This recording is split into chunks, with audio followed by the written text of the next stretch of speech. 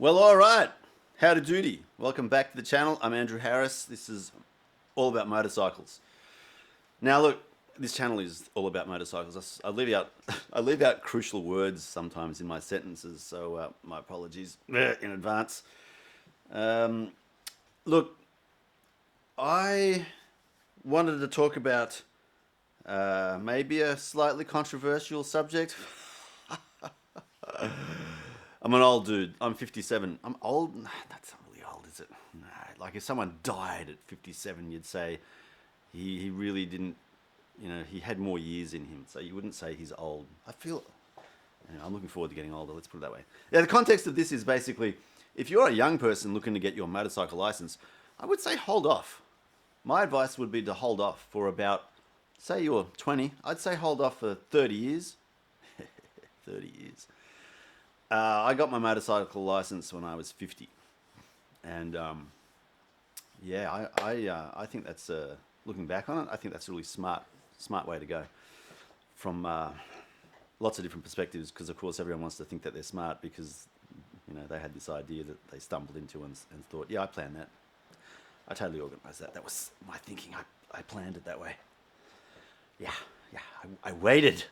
I deliberately waited until I was 50. Instead of ticking a box when I could have got my license to include the motorcycle license and then probably kill myself. I remember that day. I was 17. I was in Bathurst at the Bathurst police station. I had the questionnaire thing for getting the license, and they said the form had the checkbox next to it. Do you want to include a motorcycle license in your license application? And there was no test. There was no nothing at that point. It's just tick a box, and you get the motorcycle license handed to you as you get your car license. So you could drive and ride to your heart's content with zero training around a motorcycle. I could have bought a motorcycle and started riding it from that date. 17 years old with zero experience. And I think that's why I'm of the mindset now where I'd say don't get your license as soon as you can as a motorcycle rider at a really young age, especially if you're a male man, a boy child, a man child, a toy boy, a boy of a man's description or a man of a boy's description. I would not do that. Those little two dangly balls between your legs, they really take over your brain cells often. They scream at you to say, go faster, go around the corner really, really fast. You can do this. You got this. And of course, they're protected. They're around your legs. They're around your torso. Sometimes there's a little bit of a plastic box around them. And what do they care? They're not going to get hurt. It's up here, your brain and your arms and your limbs, your body, they will get hurt, but they won't. They don't care. They'll just sit there and say, young man, take the corner. Go faster. It could happen, that's what happened in... Okay, I'm probably sharing too much, but that you get the image. You get the picture. You get the understanding of what I'm trying to convey there, which is young men have a tendency to listen to the wrong parts of the anatomy, so to speak, and they leave their brain cells to a later stage. I don't know why I think that's funny, but anyway, that's funny. Funny to me. I don't know. It's actually scary because I lost two acquaintances. They weren't friends, but they were acquaintances close enough to motorcycle accidents when I was growing up. So, it's got serious consequences, but that's what's going on. Young men just... Their brain is not matured to the point where they do mature at something like 25. And I have heard that a lot of men don't mature until they're 42. I don't know why 42, but 42, there you go. And listen to me now, 57, I laugh at my own jokes and they're not even funny, and that says a lot. So definitely I would have killed myself if I got a motorcycle license and a motorbike and gone crazy in the 80s, because the 80s is when the 1 litre bikes started to become prevalent. The Suzuki Katana, I remember that, 84, that came out, and bang, that thing was like lethal, far out. So my point is basically nowadays they've got lots of training and lots of understanding around the physics and the gyroscopic type uh, physical nature of moving objects, etc. There's a lot of understanding. Counter steering is no longer considered a myth, but some people persist in this idea that counter steering isn't real. You just lean your body, man. You turn the handles. You move your body the way you want to go. That's how it works. That's counter steering. That's not counter steering. Counter steering is actually physically moving the handlebars, steering the front wheel in the completely opposite direction where you think you want to turn. It's counter steering, the opposite direction. So you turn that steering mechanism, the handlebars to the right, and you turn left. You try that out. That's why people kill themselves prior to all the training, and they still do because a lot of people don't understand the counter steering. So, yeah, I diverge. I'm rambling now. So yeah, I waited till I was 50 until I got my motorcycle license. I did all the training, and I'm continuously doing a whole lot of learning around motorcycle riding techniques. So trial braking, moving the body first, the head second, and then turning the bike. Approaching corners like in the right speed, and covering the front brake as you're going around the corner. Like this is stuff that only a few years ago people would shake their heads and say, no, you can never put the front brake on when you're around a corner. What the hell are you thinking? Or changing gear around a corner. You could never do that. Don't do that. That's so ridiculous. You kill yourself. That's if you change your gear and suddenly let the clutch out. If you change the gear and suddenly gun it. If you suddenly launch the brakes full on the front wheel, yeah, you're going to kill yourself. But if you're gently maneuvering, gently changing the dynamics of the bike, gently controlling things, you have a stronger chance of surviving than if you don't do anything at all. So yeah, there's a whole lot of wisdom that comes with age because you do stupid things as you get to the age of a older person. It's just mature. You learn. Oh yeah, I did that last time and I broke my collarbone. I'm not going to do that again. Or yeah, when I did that thing, I broke my toe. So I'm not going to do that again. You just learn this stuff. And man, especially the biggest thing for me was when I did the motorcycle training. What became evident to me was how vulnerable we are on the road on a motorcycle.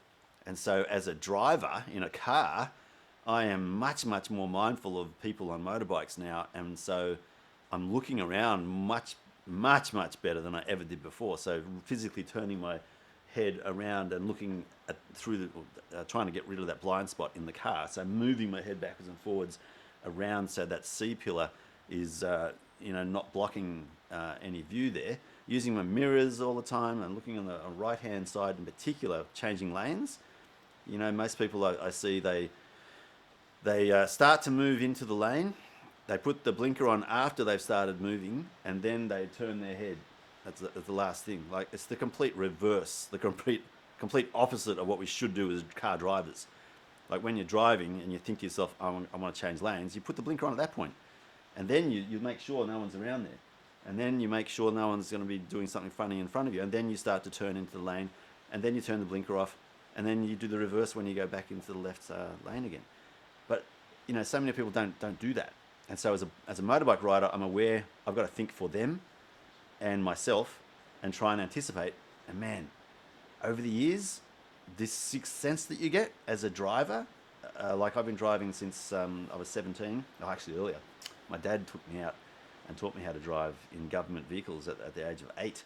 So technically I could say from the age of 8 through to now 57, I've had a lot of years behind the wheel, seen some really crazy things happen, like things out of left field you just would not expect to happen, like chunks of rubber coming at you at speed from the other direction while you're doing 110 and lanes full of cars. What do? You take the hit, but try and minimize it. That's in a car. It's not in a motorbike, but it's in a car. So, but those things that like bits of stuff falling off trailers in front of you in a car again, and then missing you by millimeters, or things falling off trucks. I haven't had any of those things happen to me on a motorbike yet, but I know it's going to happen. It's just a matter of time. So having that knowledge in the back of my head makes me realize I'm not going to stay next to big semi-trailers for too long. I'll just get around them and then get ahead or stay behind them. Getting ahead of them is the preference. Same with anyone towing trailers full of junk is like, how do I know they've secured everything down properly? So again, I just try and get around them and away from them as far as quickly as possible. That kind of stuff. And you get this sixth sense about when you're driving around in traffic, you can tell which car is looking to go right, which car is looking to go left. You can just tell from the way that they're maneuvering the car and drifting a little bit to indicate, yeah, I think they're going to turn left, and then lo and behold, they're turning left. And it gives you that awareness as a motorbike rider, what to do, just to make sure that, like, I've seen wheels, seriously, wheels, twice, fall off a car, and then the cars brake to go around a corner, and the wheel just keeps on going. It's just like a whole wheel. It's bizarre what goes on out there. That's happened twice. Not once, twice. So, this kind of stuff is real. On a motorbike, you're not going to survive a wheel coming towards you at 80 kilometers an hour the other direction if you don't be aware of what's going on around you continuously. Like, for me, riding a motorcycle it's therapeutic because of all of the sensory perception that's needed to keep the bike going and you safe. You're 100% engaged. That's why I love it. There's no time to think about anything else. There's no space for any other thoughts, like, your relationships, your work, the planet flying through the universe at speed, out of control. Like, you can't think about that. You're on the bike and you just think, I want to have fun and I want to stay alive, and I don't want to damage the bike and cost myself lots of money to repair it. So it takes up all of your senses. It's like almost like a meditation state, and it's awesome, and it's so much fun. The whole cornering, the dynamics, the wind, the noise, the engine, God, the whole thing, it's just awesome. I think that's why we all love it. But there's a cost for it all. So the cost is that you've got to be completely engaged. You've got to be totally concentrating all the time. God, if you're not, you're just risking your life and other people's lives. So that's why I'd recommend, if you're 18, if you're 17, and you're looking forward to getting a motorcycle license, man, just get a bike and go out on the dirt roads, out in the bush. Wait until you're in your 40s or 50s to get your license, because you'll have like decades of experience that you can then apply directly to that motorcycle on the road in particular, and you'll have a safer and much more fun time. There's mates out there now that will be saying, don't be stupid, that's decades, you've got to wait to enjoy yourself. Looking back on my life, I can tell you right now, 30 years, it goes like that. It is so fast. It's crazy. So yes, right now, as a 17, 18, 19, 20, whatever age you are, you will find it difficult to be that patient if you really want to go, motorbike riding. If you do at a younger age, then man, just get all the training that you can, soak in all that knowledge and apply it and practice. Like every weekend, get out there and practice, especially low speed motorcycle riding, not high speed. Anyone can ride a bike at speed. It looks after itself. They're two gyroscopes. It's not going to fall over. They've got so much force behind them that it keeps the bike upright.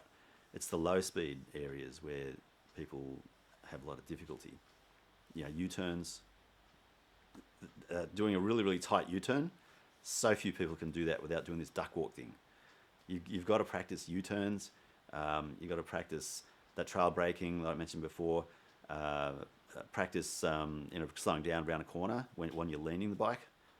There's ways to do that safely, but just make sure you, as a younger rider in particular, you've got to get the experience level up. So you've got to do training. You cannot pick this stuff up just through riding often, because you're not going to be doing the low speed riding often unless you practice it. It takes time to do that, and you've got to have a parking space or somewhere around to do that. In Sydney, it's getting harder and harder to do that. There's so few places where there's wide open spaces.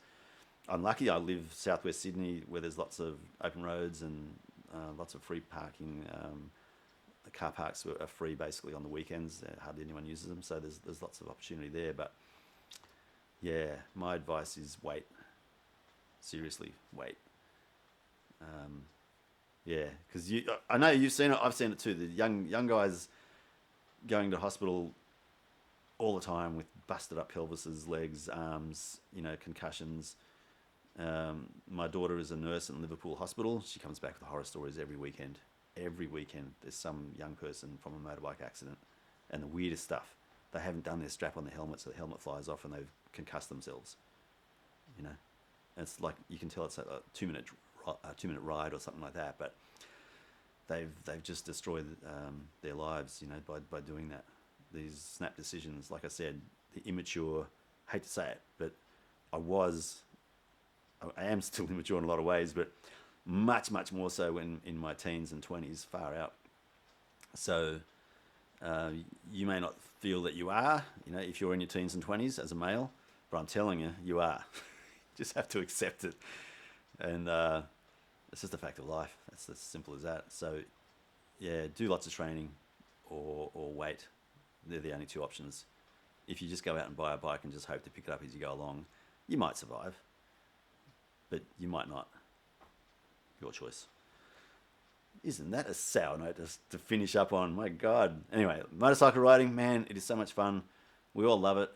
I'm just trying to give some advice to help. I hope it helps. If it doesn't help, then you can have a dislike on my YouTube video. But yeah, just have a think about it anyway, because it's important. It's your life. You could change into a really nice person and marry someone really nice, and make really nice babies and bring more nice people into the world. That'd be a nice way to finish our video. Let's do that. Yeah. Enjoy the ride. We'll chat soon. Take care. Bye.